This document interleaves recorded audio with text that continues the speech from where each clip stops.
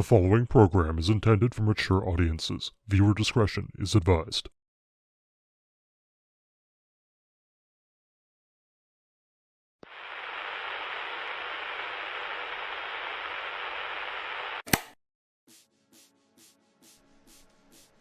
Video games.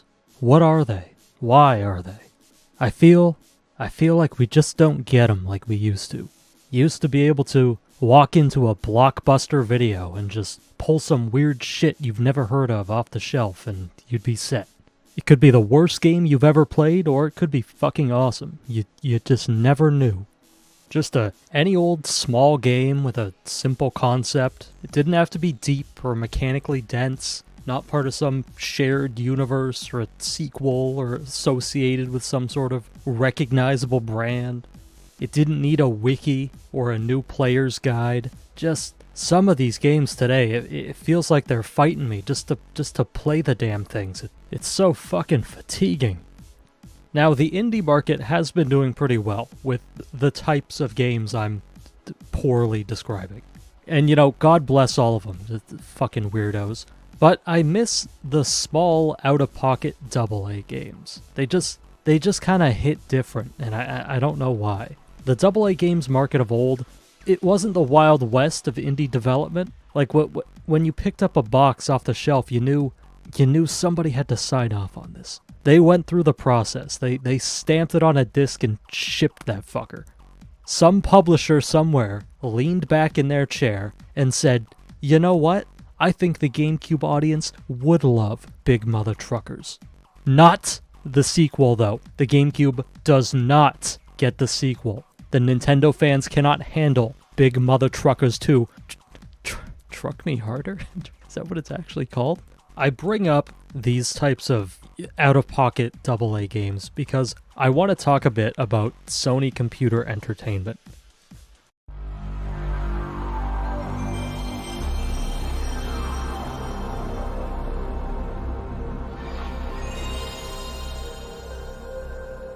God, it's like injecting serotonin directly into my fucking brain. Originally started in '93, SCE would have two different functions. The first would be to develop and publish first-party games for Sony. The second would be to seek out small dev teams and aspiring creative talent and just help them make stuff.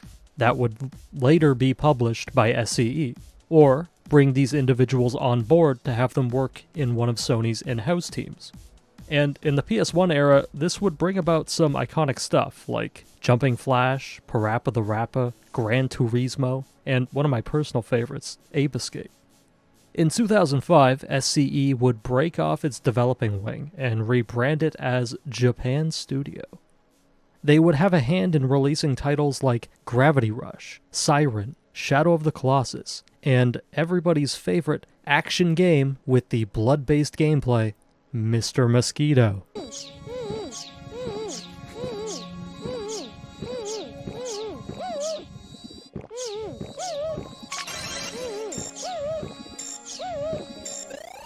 How was it the first time?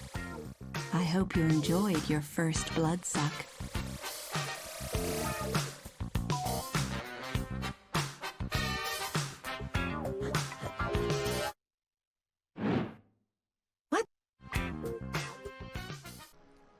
There is a long-ass list of cool shit that SCE and Japan Studio had a hand in some way, shape, or form. And having a studio that could act as a testing ground for smaller ideas and more out-there game designs is a fantastic idea. And inevitably, just letting creative people cook a little bit occasionally will lead you to great things. I mean, that's how we got Silent Hill at... Also, I mean, this guy had to live in, like, the Konami offices for, like, 3 years, but, you know, also Shadow of the Colossus, which is one of the best fucking games ever made. I feel like we're seeing less and less of this kind of initiative, specifically from the giants of the video game industry. They all seem dead set on marching down this path of just cookie-cutter, always online, live service slop. While, like, the pursuit of smaller, more modest titles gets brushed to the wayside. Or, in terms of Microsoft, where you just buy up all the small divs and then let them make one game and then take them out back behind the shed. Wetting the altar, that is Game Pass with the blood of these small dev studios.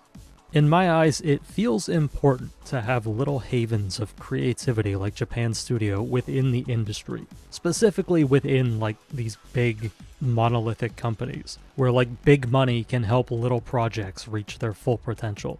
I have no concrete proof of this, it's more of a vibes-based statement, but I feel like if you only focus on catching the big fish, the current hip new trend, whatever it may be, you'll eventually lose touch with, you know, the people who actually want to buy your shit.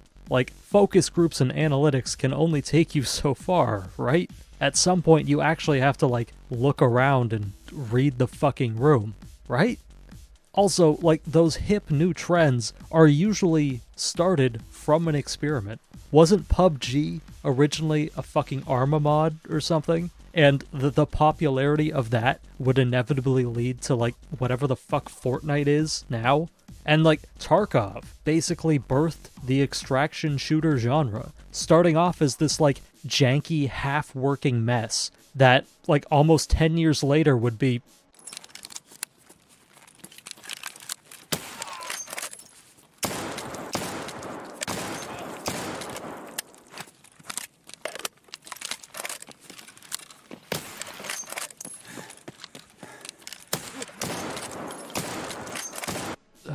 Okay, maybe Tarkov isn't the best example. What I'm saying is, even if not everything they produce is a hit, it must still be advantageous to have a group like Japan Studio around as a sort of like R&D department to tinker with ideas and concepts without having to dump ludicrous amounts of money into a project that just might not work.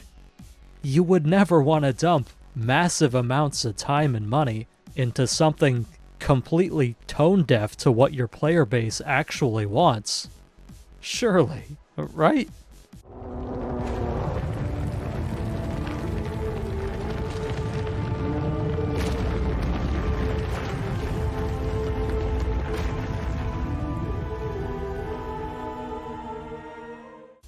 Unfortunately, in 2021, Japan Studio would get dissolved by the now named Sony Interactive Entertainment.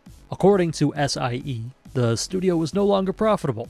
This could possibly be to Sony's insistence to focus on publishing AAA games, so the mid-sized games that Japan Studio would usually work on became more and more difficult to get the green light. The remnants of Japan Studio's parts were fed into Team Asobe, the dev team behind Astrobot, which was originally composed within Japan Studio that was later given a chance to like break off and become a studio in their own right, similar to Team Ico and Polyphony Digital, the minds behind Shadow of the Colossus and Gran Turismo. And so the thread of prophecy has seemed to be severed, and where once there was interesting and creative titles, now only exists another re-release of The Last of Us, apparently? Fuck you, Sony. Jesus.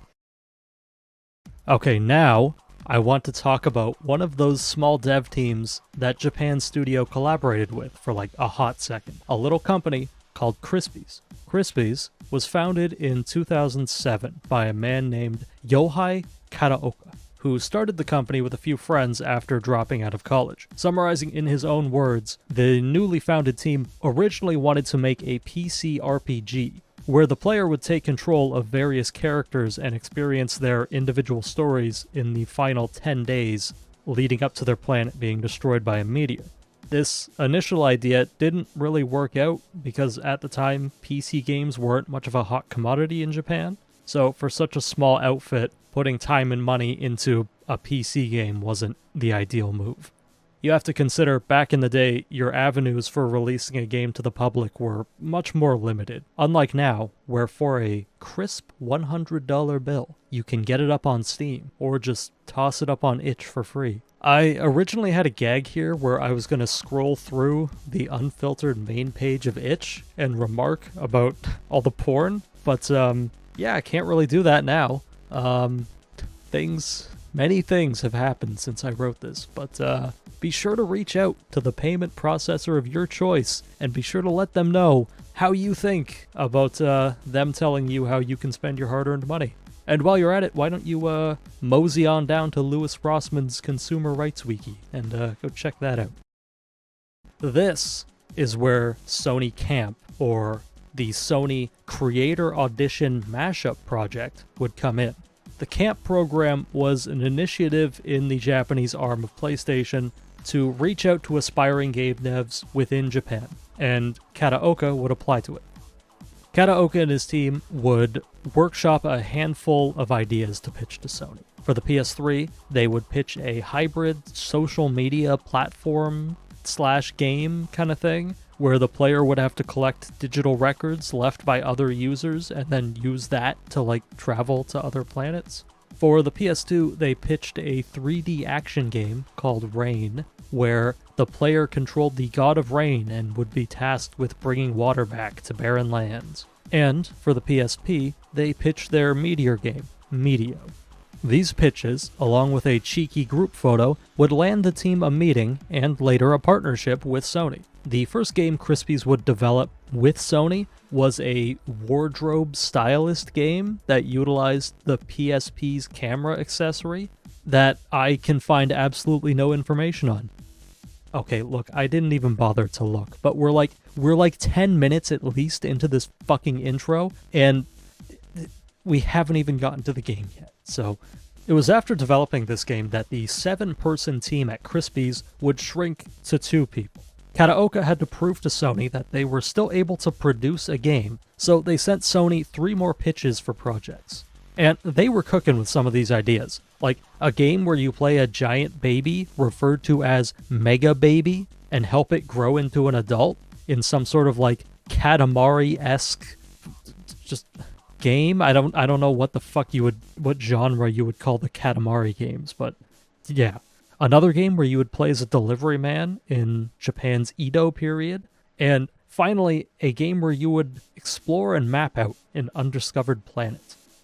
This third game would eventually morph into a 2D side-scrolling action game, but ultimately, the pitch would get turned down. But the team would continue to tinker with the idea of a 2D action side-scroller. And fucking finally, we can talk about the main event, because this is where the first iteration of Tokyo Jungle would start to take shape. Sony would greenlight the project after its initial pitch, and with them providing development help, the team of 2 would become a team of 26. Over time, Tokyo Jungle would move from 2D to 3D, and would shift from less of a fast-paced arcade side-scroller to more of a slower 3D isometric beat-em-up kind of thing.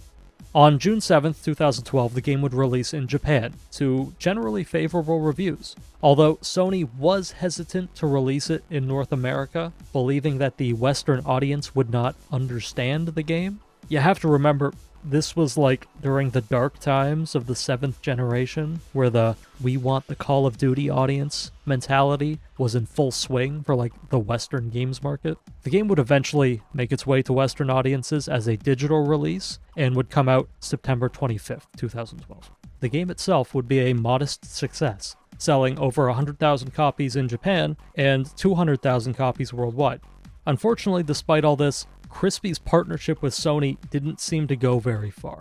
From what I can find, they were only credited with Tokyo Jungle and another PS3 game called Short Piece, Ranko Sukagami's Longest Day, which was a collaboration project with good old Grasshopper manufacturer. It's kind of a shame they weren't able to work on any of their other ideas. I couldn't really find any other information on what Kataoka or any of the other members of Crispy's got up to, but wherever they are, I hope things are working out well for them.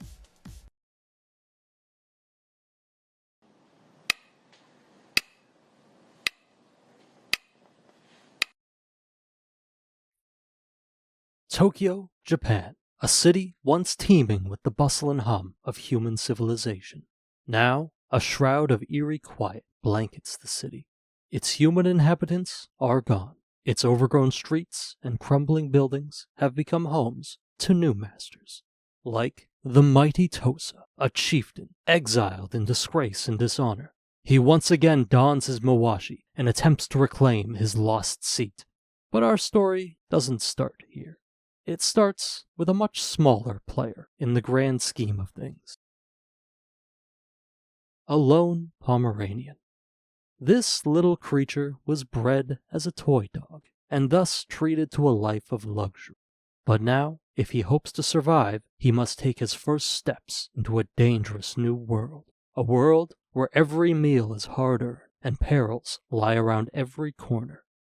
But if he can make it through the hardships, he might just find that a new life awaits him, proving that even the small and fluffy creatures can find the means for a quiet and peaceful life within the dangers of the urban jungle. But some are not so content with a quiet and peaceful life. There are those within the jungle who strive for power and glory. This is where we find our beagles, attempting to seize control from the jaws of an arrogant tyrant. But like many struggles in life, one cannot hope to achieve it alone. After biding their time and growing their numbers, the now army of determined beagles drive the Tosa from its territory, proving that it really is a dog-eat-dog world. And now we can step away from the canine kingdoms to explore another area of the jungle. Here we can observe the dichotomy of two unlikely allies, lions and hyenas. But these are no ordinary lions. These lions are nomads.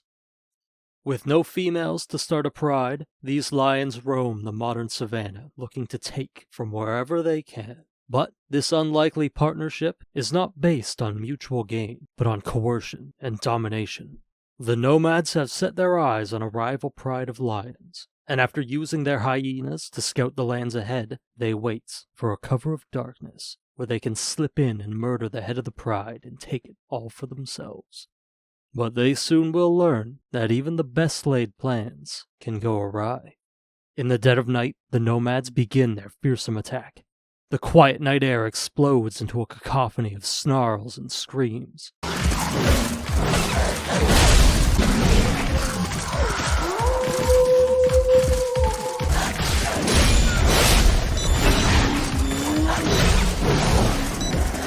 But despite their numbers, none are strong enough to slay the father of the pride. And before long, the nomads lose their nerve and flee back into the inky dark of night. Their numbers decimated and their morale broken, those that are lucky enough to escape with their lives must now find somewhere else to call home. And they do. Their next unsuspecting victim is the kingdom of the beagles. The attack is vicious and without warning. The beagles, noble as they are no match for the nomads, and scores fall while defending their home.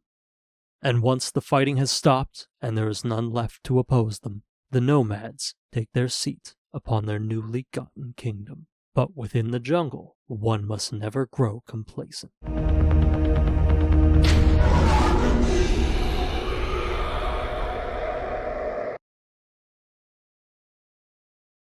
And now the sun rises on a familiar sight. The Tosa, a once mighty and powerful tyrant, he has now been brought low. But when all seems helpless, he finds friendship in the unlikeliest of places. The mighty grizzly bear. After being nursed back to health and put on his feet, the Tosa must regain his honor and learn what it takes to lead.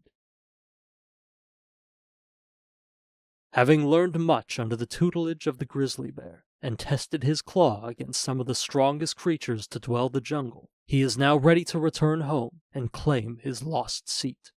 But on returning, he finds his kingdom in ruins. The day is long and bloody. The nomads may have torn through the beagle defenses with ease, but they prove no match for the mighty Tosa. Having fought his way through the nomads' defenses, the Tosa confronts the lead hyena. But the hyena hasn't run out of tricks just yet. This fearsome beast is the last thing standing between the Tosa and his prey.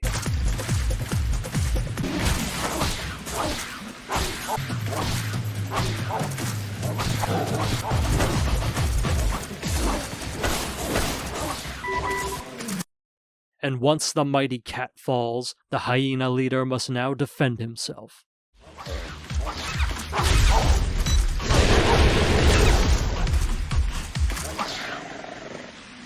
And after a long and bloody day, where nature has proven itself red in tooth and claw, the sun sets on another kingdom. But tomorrow it'll rise anew, and with it will come more stories of strife and struggle, of victory and perseverance, of everyday life in the Tokyo jungle.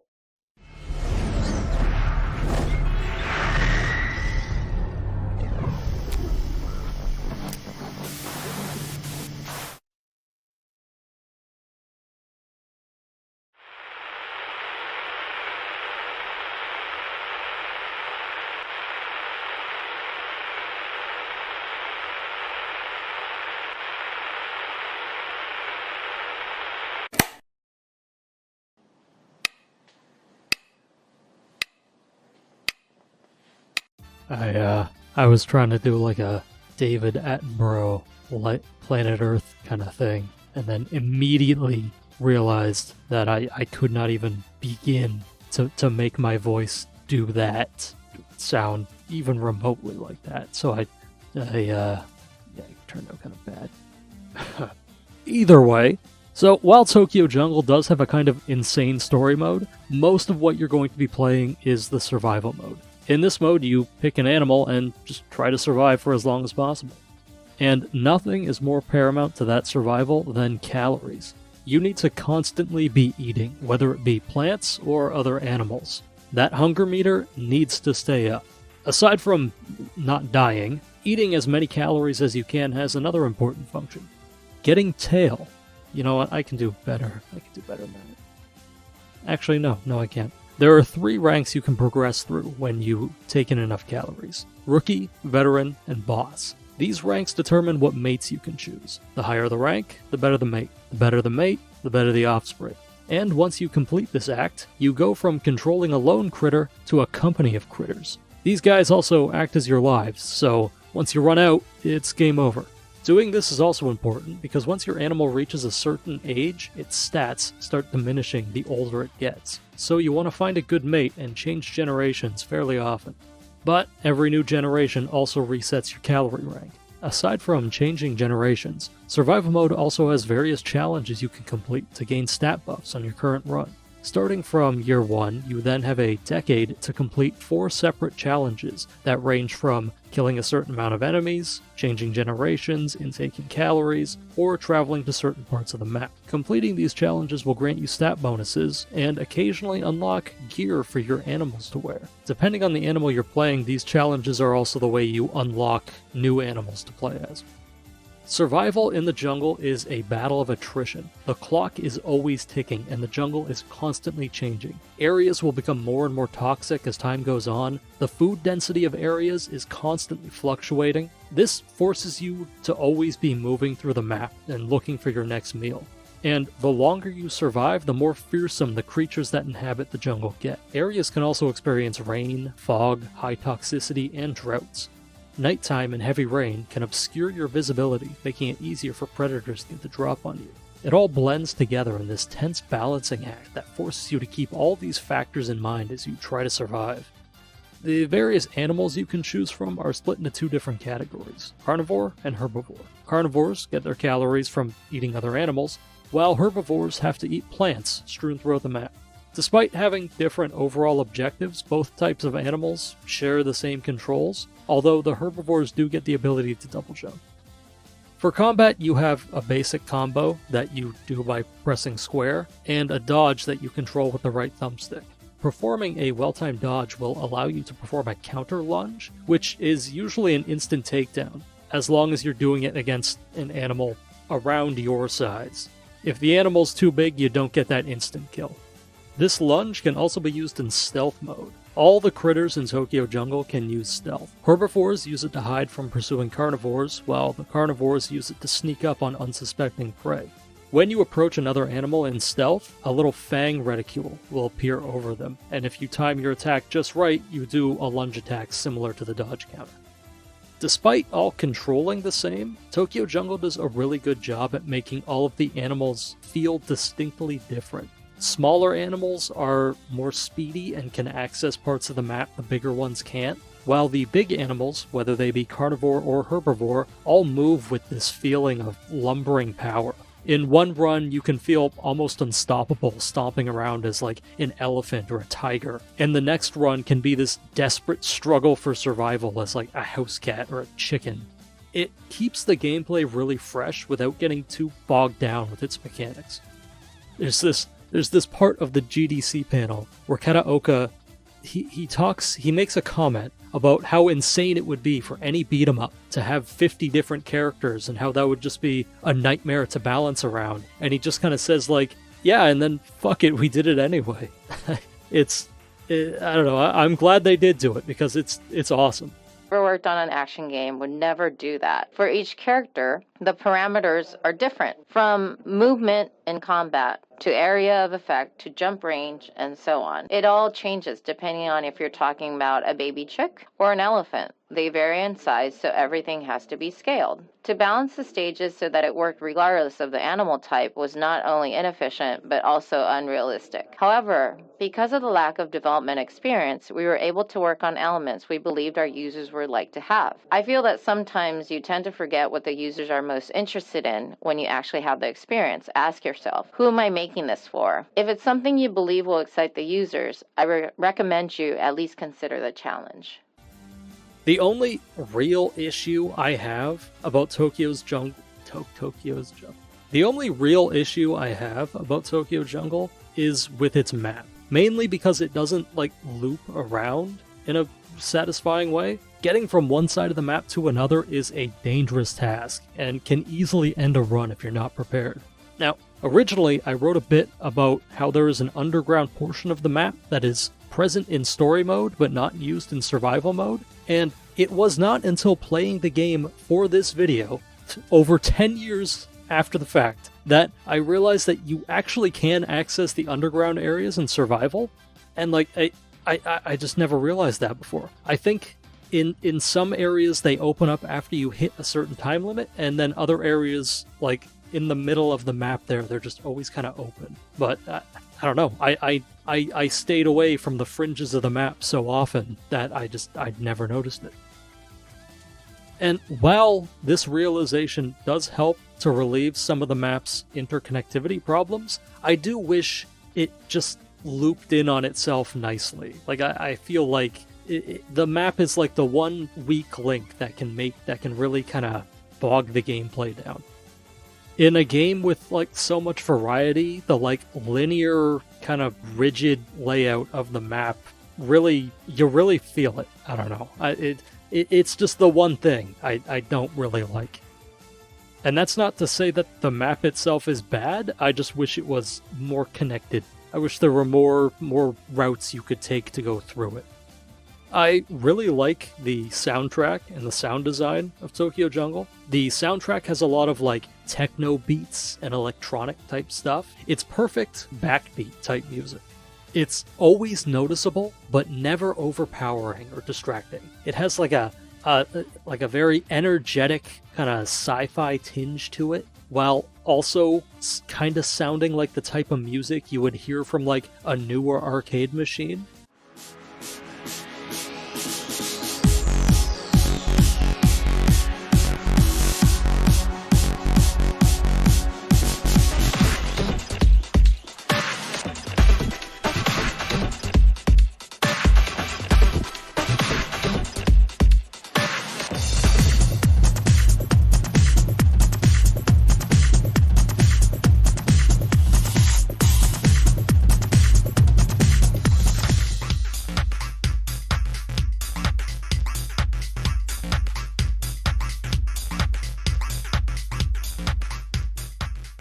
It has a really good vibe to it. It really fits the not only the gameplay, but it fits the setting as well.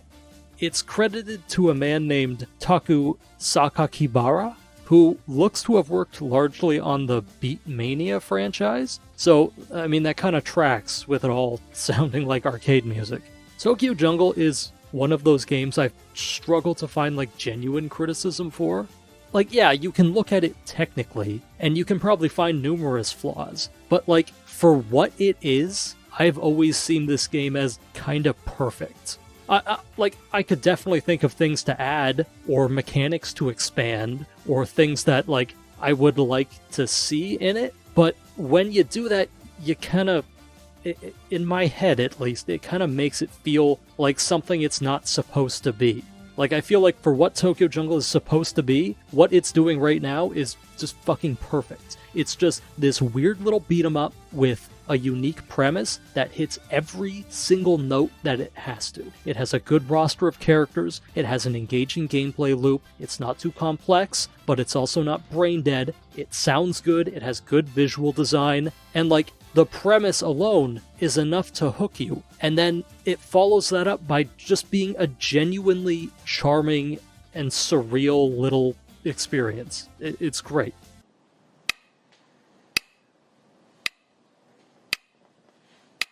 I love this game, and as time goes on, it feels like it's more and more of like a dying breed. Tokyo Jungle definitely takes a spot as like one of my all-time favorite games. I got my hands on a PS3 pretty late in the game, and by the time I got it, the PS4 was almost right around the corner, and I had been ride or die with the 360 for pretty much the entire 6th gen up until that point. And at the time, I remember playing this, Yakuza 3, and Demon Souls all during that same summer. And it was just those 3 games that really just made me completely fall in love with the PS3.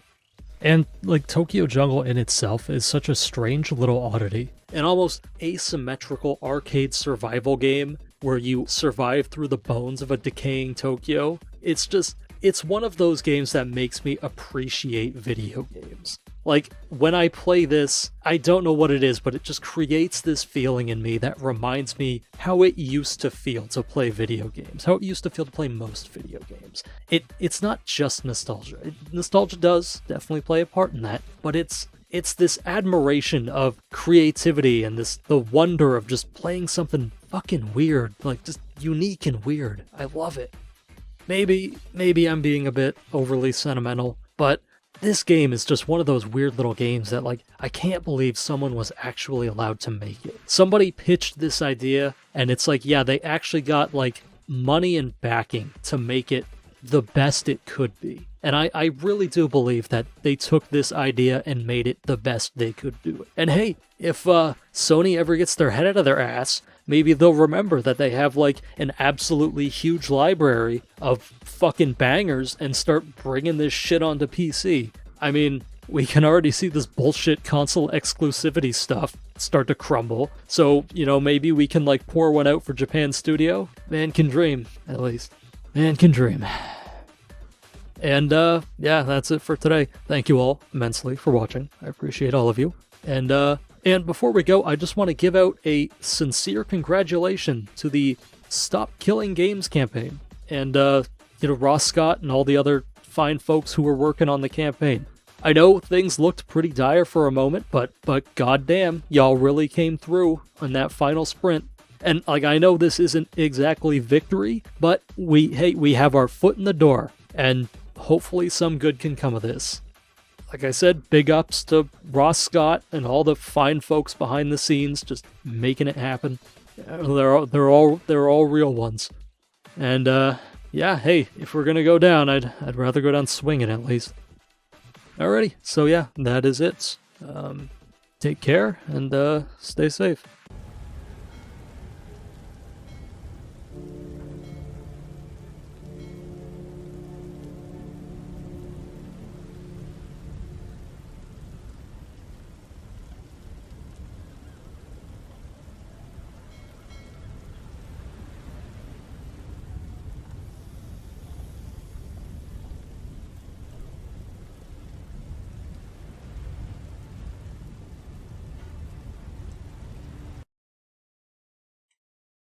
Welcome to the jungle.